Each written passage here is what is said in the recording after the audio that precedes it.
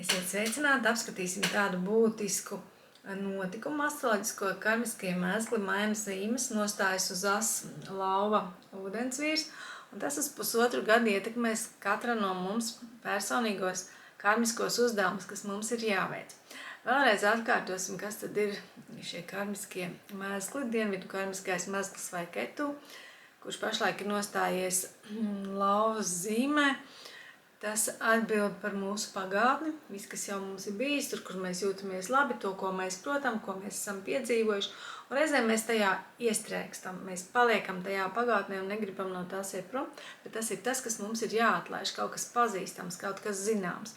Un mums ir jādodas tālāk nezināmajā nākotnē, ko pārstāv tātad ziemeļu karmiskais mezgls vai rahu, un tātad tas ir nostājies ūdensvīra zīmē. Un ūdensvīrā tas ir stāsts par nākotni. Principā nākotnes mezgls ir stāsts par nākotni, par mūsu dvēseles izaugsmi, par kaut ko, ko mēs vēl nezinām, neprotam. Un tas ir kaut kas nezināms, kas mums sevi ir jāattīsta. Tāpēc ir tik labi zināt, kas tieši mums ir jādara. Un tad astroloģiskās šāda zināšanas mums ir tāda karte, kur mums ir jādodās. Un paskatīsimies, kāds tad ir šis dienvidu mezgls lauvā.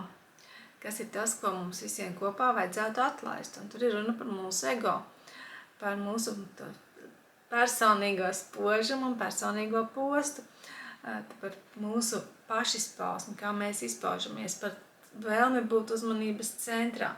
Un ļoti labi iepazīt to savu ego. Mēs jau šādi esam pieskārušies mūsu kopējās sarunās, gan mūsu dvēseles ēnas pusē, gan šim personīgiem ego. Un šī tranzīta laikā, kas tagad būs pusotru gadu, mums būs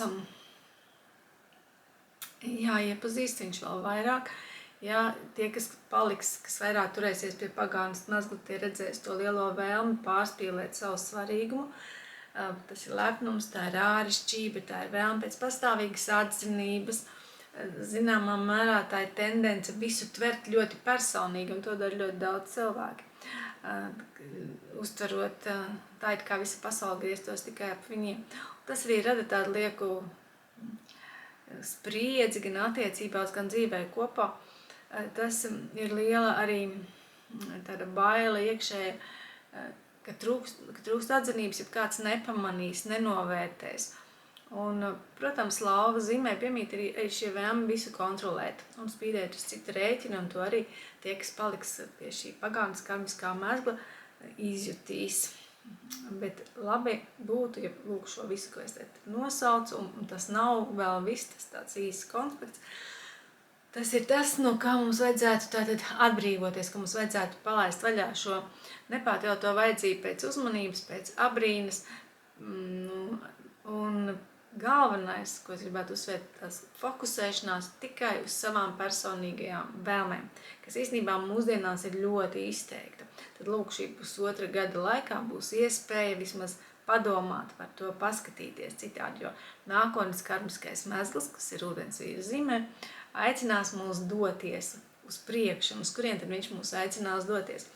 Viņš aicinās mūs doties uz kopienām, kolektīviem, aicinās mūs domāt par humānismu, arī par vienlīdzību un būt objektīviem, nevis subjektīviem. Noteikti viņš aicinās ieraudzīt kaut kādu lielāku mērķi un, cik nepatīkams vārds priekš mūsdienām, kalpot šim mērķim. Un tātad šeit, protams, ir visas arī mūsu jaunās tehnoloģijas, arī mēs piedzīvosim. Bet kādi tad būtu tie galvenie virzieni, kuros mums vajadzētu skatīties? Mums patiešām vajadzētu iemācīties darboties kopā, un nevis tikai savā labā, bet kopienas labā. Vismaz uz pusotru gadu, un tas jau daudz ko mainītu mūsu dzīvēs. Mācīties strādāt citu cilvēku labā, jo humānisms un ideāli šeit ir ļoti tiek uzsvērti ūdensvīra zīmē. Tas ir stāsts par to, ka tu ar savu darbu, ar savu klātbūtni, ar savām domām vai reāliem darbiem tu uzlabo sabiedrību kopumā, sabiedrības dzīvi kopumā. Un tajā pašā laikā tas nenozīmē, ka mums ir jāpaliek kaut kādiem bezkrāsainiem, jo arī ūdensvīram patīk būt unikālam, viņam pat tas ir no dabas, jā, tad viņš arī aicina katru cilvēku, esi unikāls, esi tāds kā neviens, bet bez lepnības, bez iedomības, bez augstprātības, bez tādas vajadzības pēc atzinības, vienkārši esi unikāls un tajā pašā laikā draudzīgs un vienlīdzīgs ar visiem pārējiem. Šeit tā kā ūdensvīra zīmē arī Saturns ir klātesošs, tad viņš iedos gan tādu objektivitāti šim pusotram gadam, gan arī zinām vēsumu, tad mēs nebūsim tik emocionāli varbūt. Jā, tad bez tādām emociju drāmām būs iespēja iztikt. Un skatīsimies, katrā ziņā vismaz nākotnes karmiskais mezgls mūs aicinās iemācīties, paskatīties uz situācijām racionāli. Vēl karmiskais mezgls noteikti aicinās sameklēt savu domu biedru grupu, būt kopā ar tiem cilvēkiem, ar kuriem jūs jūtaties labi. Pat ja tie nav jūsu radinieki, jā, bet lai tie ir jūsu tādi domu biedri, ar kuriem jūs esat uz viena viļņa. Un, protams, noteikti karmiskais mezgls aicinās iemācīties izmantot savus talantus. Un nevis vienkārši izmantot talantus, lai slavinātu sevi, es un rekomanda slava, bet lai palīdzētu ar savu talantu citiem cilvēkiem. Jo šis kontrasts, ko veido šie karmiskie mezgli starp individualitāti un starp kolektīvismu, viņš arī mākslu padarīs citādu. Māksla tas vairs nebūs radošums tikai, lai sevi apliecinātu, bet māksla būs kā tāds instruments, ar kuru var palīdzēt mainīties sabiedrībai, tātad kādas pārmaiņas ieviest mūsu sociumā. Un šeit mainīsies arī līderu loma. Ne tik daudz viens līderis nebūs tā vertikālā dominanta, kas raksturīga, piemēram, Saturnam, bet šeit būs tā horizontālā, kad līderi ir veselas kaut kādas struktūras, kad nozīmīgs ir komandu darbs, kad ir vajadzīga spēja sadarboties. Un, protams, mainīsies tātad arī šīs draudzības, kā jau es teicu, ļoti svarīgi būs. Protams, būs sāpīgi, ka kādas draudzības pazudīs, bet radīsies jaunas. Un daudzreiz jau esmu teikusi par šo par tehnoloģiju uzplaukumu, kas neapšaubām šeit būs ļoti spilgts, ko mēs piedzīvosim. Mēs jau to piedzīvojam praktiski katru dienu, bet tas būs vēl izteiktāk šajā laikā. Un tas ideālākais, ko katram mums vajadzētu atcerēties, ka mēs šajā laikā iemācīsimies būt spilgti, unikāli, bet ne tik daudz, lai spīdētu paši, tikai sev, savam ego, bet lai izgaismotu ceļu, lai parādītu, lai kopā padarītu pasauli labāku un arī savas dzīves. Un tagad apskatīsim tātad katru zīmi un kāda būs ietekme, kāds tad ir katras zīmes karmiskais uzdevums, no kurienes iet prom un uz kurieni nonākt. Paskatīsimies. Varbūt tas jums iedos kādu jaunu impulsu, kaut kā citādi paskatīties, kaut ko mazliet savās dzīvēs pakoriģēt. Tātad auns. Un tas, kas ir jāpalaiž vaļā tāda pārlieku liela vēlme koncentrēties uz bērniem, ja, vai vadīt viņu dzīves, varbūt arī būt uzmanības centrā bērnu, ja, lai rūpēties mēs bērniem, protams, mums ir jāturpina, bet ka mēs neesam visu viņu dzīves centrs, ja, tad jāsamaina tās lomas. Dažiem būs jābeidz koncentrēties arī uz kaut kā mazāt spēlē, no tām vajadzētu atteikties. Šeit arī jāatsakās ir no... Tad tieši šeit ir par to mākslu, kuras radu mākslu tikai pats priekš sevis, lai sevi izpaustu. Un vispār no tādas vēlmes būt uzmanības centrā. Bet vairāk jāiesaistās ir domu biedru grupās, sabiedriskās organizācijās un jāiemācās draudzēties. Jo tā izaugsme ļoti skaidri pateica, ka aunam izaugsme nāk caur kolektīvu un caur tādu labdabīgu kalpošanu sabiedrības mērķiem. Tātad jāatrod kaut kāda vai organizācija, caur kuru jūs gribētu dot savu spēju, savu spēku, savu radošumu sabiedrībai. Vērsim, tātad jālaiž vaļā ir un jāatbrīvojās vai jāsamazina ietekme, ir pagātnes aizvainojumiem, jāatbrīvojas no kaut kādām iekšējām bailēm, no emocionālas kaut kādas spriedzes, un arī no bailēm pamest savu māju vai dzimto vietu, izejot plašākā tātad vidē. Šeit varbūt arī kāds varbūt iestrēdzis, paskatieties vērši, varbūt kāds no jums ir iestrēdzis mājas dzīvē. Ja jūs zinat, ka šis ir teksts par jums, iestrēgšana mājas dzīvē, vai pārlieku liela pieķeršanās kaut kādam komfortam, kas saistīts ar dzimtu, kāds varbūt vēl vien dzīvo pie vecākiem, pie tādā pilnīgā pansijā un aprūpē, tad ziniet, ka šis ir laiks, kad no šī ir jāiet prom un jāveido sava dzīve, sava karjera, jāuzņemas profesionāla atbildība. Tas ir tas, uz kurien jādodās. Jo tieši vēršiem ir tātad iespēja šajā pusotrā gadā tāds karmisks uzdevums veidot savu karjeru un uzņemties atbildību un pacelties kaut pa solīt augstāk savā statusā. Tad laiks iziet sabiedrībā un kļūt pamanām un tad nostiprināt savu autoritāti ne tikai ģimenē, kur varbūt jau ir tāda lieliska komforta zona, bet iet plašākā sabiedrībā. Tālāk apskatīsim dviņus. Un dviņiem noteikti jābeidz tukšas sarunas, gan ar kaimiņiem, gan ar radiniekiem.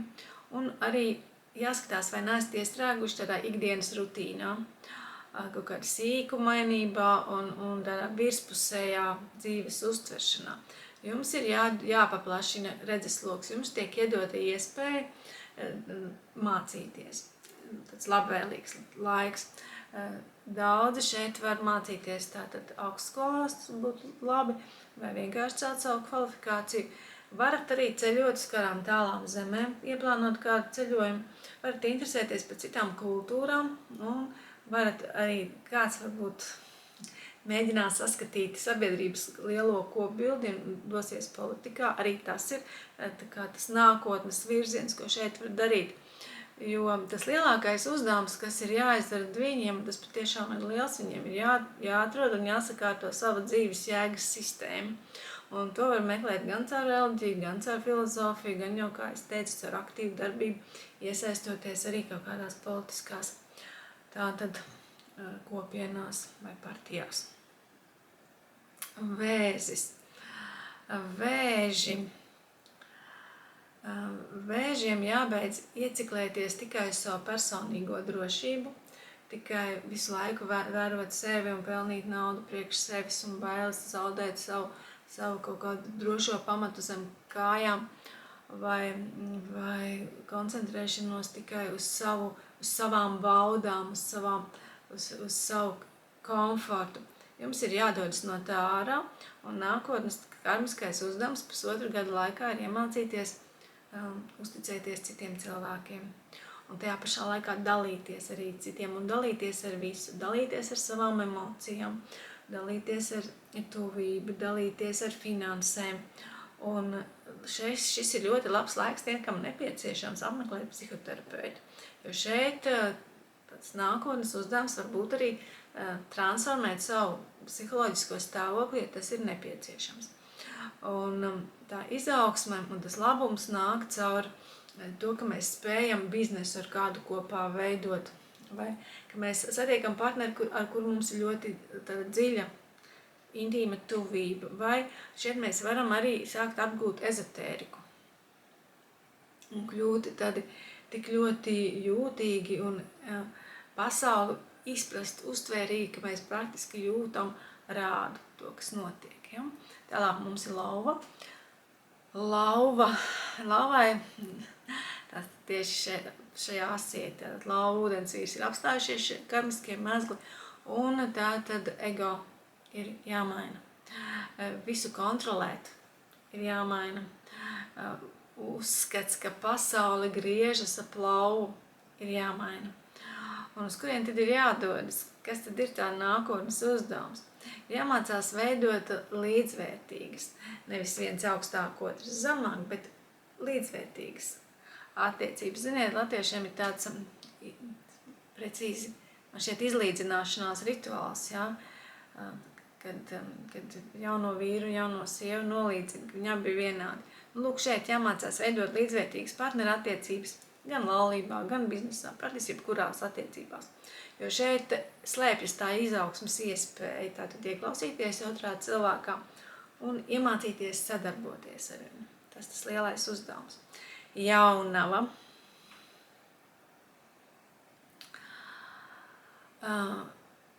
Jaunavai ir jāskatās, ja kāda jaunava dzīvo jau pašlaik diezgan lielā kaut kādā izolācijā, vai ir ieņēmusi kaut kādu upura lomu ar sajūtu, ka viņai dzīve nodarīs gauži, vai iestrēgusi pagātnē, vai vienkārši viņai liekas, ka viņa ir iestrēgusi, jo arī tā var būt, ka ir vienkārši sajūta, ka kaut kādas bailes neapzinātas, vai kaut kāda iestrēgšana, vai bēgšana no realitātes, vai dzīvošana ilūzijās. Tad, lūk, šeit ir iespēja, ja kādai jaunavai, kur pašlaik klausās, tā ir, jā, tad šeit ir iespēja no tā izrauties. Un atgriezties pie tādas reālas dzīves, pie ikdienas pienākumiem, īstenībā pie tā, kas jaunavām patīk, pie iespējas rūpēties par savu veselību, pie ikdienas režīma, pie praktiska darba un pie kalpošanas citiem ikdienā, un arī pie tādas izaugsmes caur rūpēm par sevi un par citiem. Nu, lūk, tālāk skatāmies svari. Svari, tas no kā būtu jāiet projām,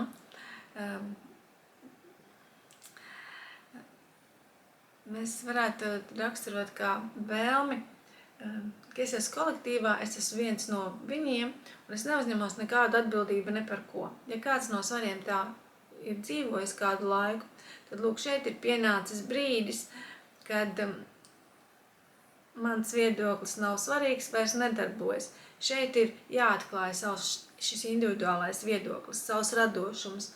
Un iespējams kādam arī jāļaujas mīlestībai, kāds, kurš varbūt vīlies vai nodots vai baidās. Bet šeit ir iespēja tiek dota šajā pusotrā gadā iemācīties ļauties mīlestībai, priekam un tādai personīgai izaugsmai. Un šis ir man šķiet ļoti jauks tāds nākotnes mēzglu novietojums, ka mēs varam atrast paši sevi un iemācīties būt spoži un spilgti. Jā, man šis patiktu, ja tas būtu mans. Jā, tāda spīdēt pašam.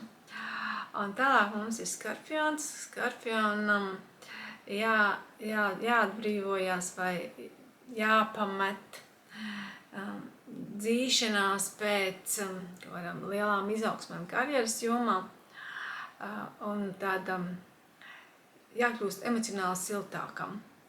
Jāpievēršas savām saknēm, savai mājai, savai ģimenei un jāatrod tā emocionālā drošība.